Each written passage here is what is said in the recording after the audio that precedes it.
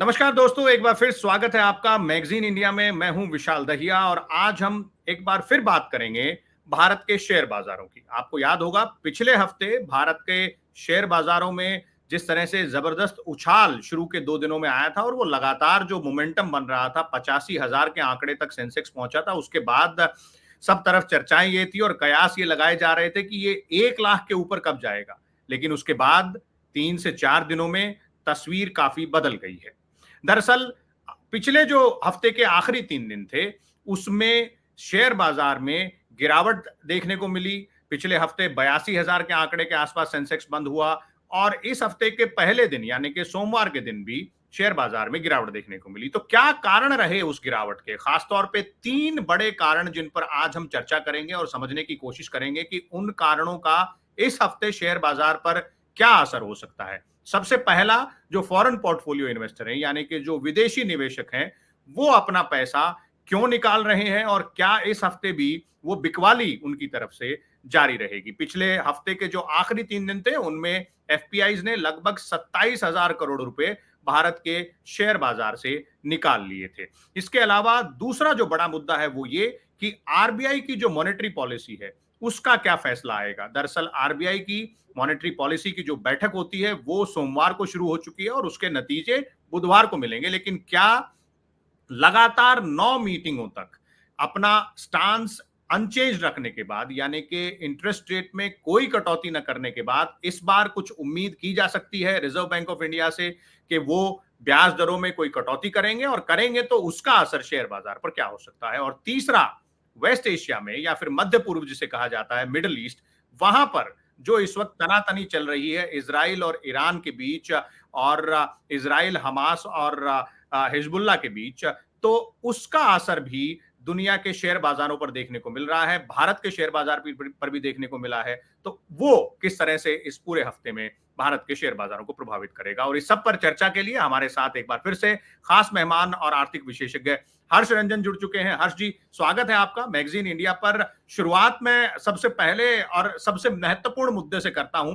थोड़ा जियोपॉलिटिकल मुद्दा जरूर है लेकिन उसका असर जो है इकोनॉमी पर हमेशा हमें देखने को मिलता है और खासतौर पर शेयर बाजार पर। वेस्ट एशिया कॉन्फ्लिक्ट से शुरू करते हैं या फिर जिसे मध्य पूर्व की तनातनी भी कहा जाता है। इजराइल और ईरान के बीच जो तनातनी चल रही है, लगातार एक दूसरे के ऊपर हमले किए जा रहे हैं और लेबनान पे भी जो इजराइल की तरफ से जो मिसाइल दागने की जो पूरी प्रोसेस है वो जारी है लगातार, यानी कि वहां तनाव कम होता नजर नहीं आ रहा है। उस तनाव का क्या असर भारतीय शेयर बाजारों पर इस हफ्ते में पड़ सकता है?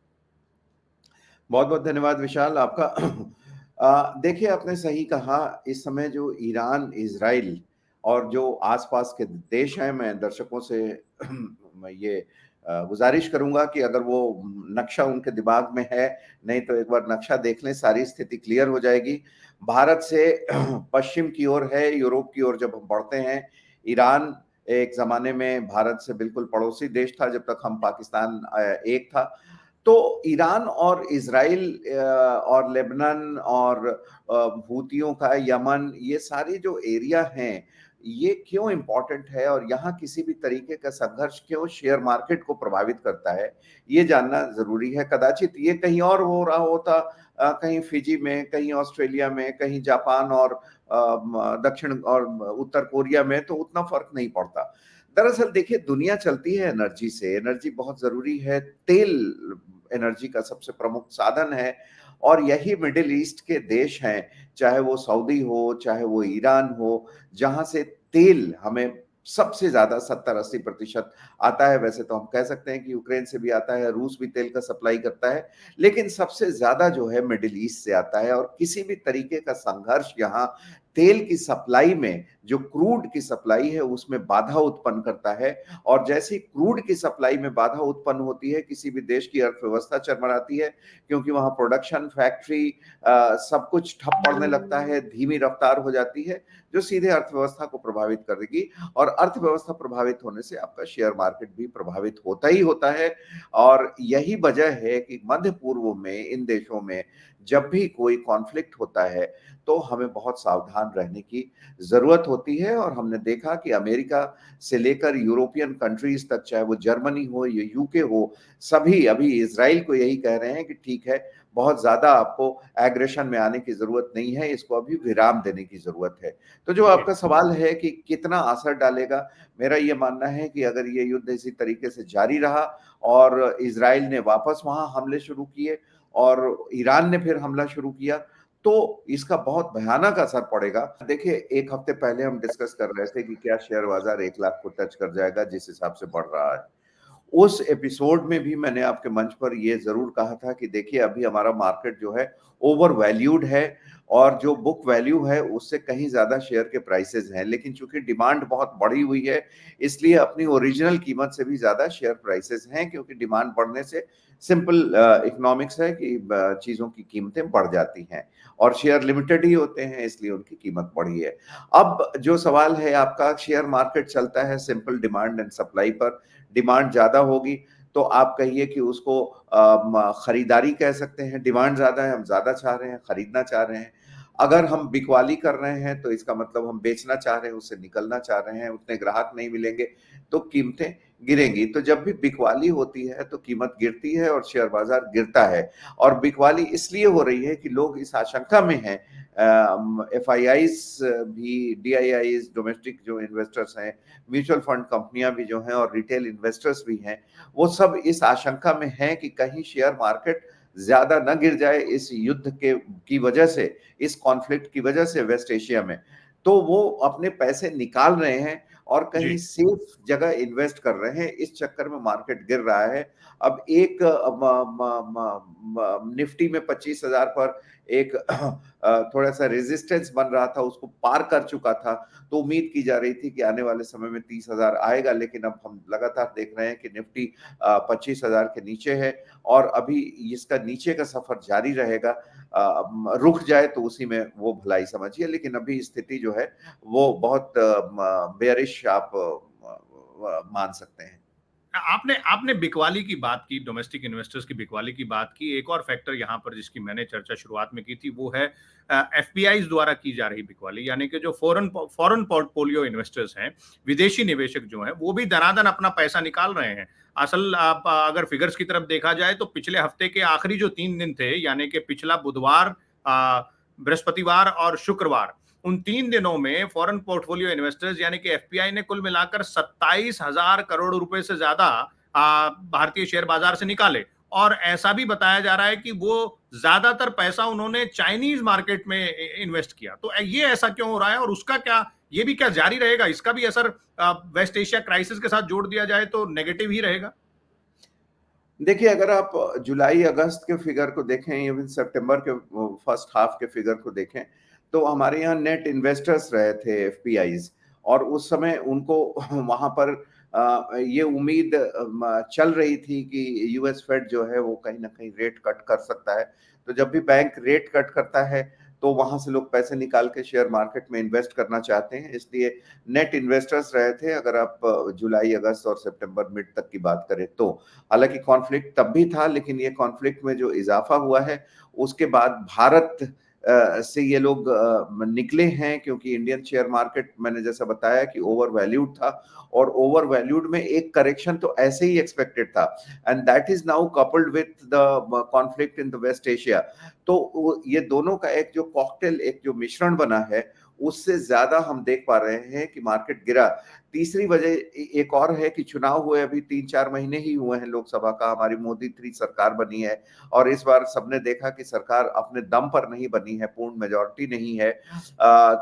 तो ऐसे में एक डर ये रहता है कि क्या जो इंफ्रा पे खर्च है, जो सरकार का बजट एलोकेशन है, वो वैसा ही चलता रहेगा, या कुछ लोक लुभावन दूसरी पार्टियों जिनके समर्थन से बनी है सरकार उनके लिए खर्च होगा।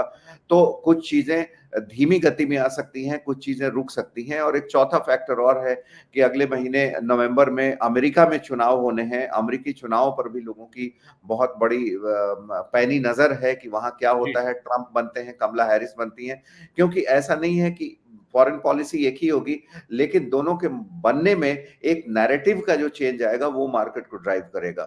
और खासतौर पे वो नैरेटिव जियोपॉलिटिक्स के लिए भी बहुत महत्वपूर्ण होगा। और जैसा कि हमने शुरुआती सवाल के जवाब में आपने बताया कि जो जियोपॉलिटिक्स की जो सिचुएशन है वो दुनिया भर की जो अर्थव्यवस्थाएं हैं उन पर असर डालती है और भारतीय शेयर बाजार भी उससे अछूता नहीं रहता है। एक और महत्वपूर्ण फैक्टर जिसकी चर्चा यहाँ कर लेते हैं वो आरबीआई की मॉनेटरी पॉलिसी है। उसकी बैठक सोमवार को शुरू हो गई है। इस हफ्ते के बीच में बुधवार को उसके नतीजे आ जाएंगे। तो पहली तो उम्मीद ये जताई जा रही है कि अब यूएस फेड ने 50 बेसिस पॉइंट अपना रेट कट कर दिया है। भारत में इन्फ्लेशन की जो फिगर है वो well with in control limit है, यानी कि आरबीआई ने जो टारगेट रखा था 4% का उसके नीचे नीचे चल रही है।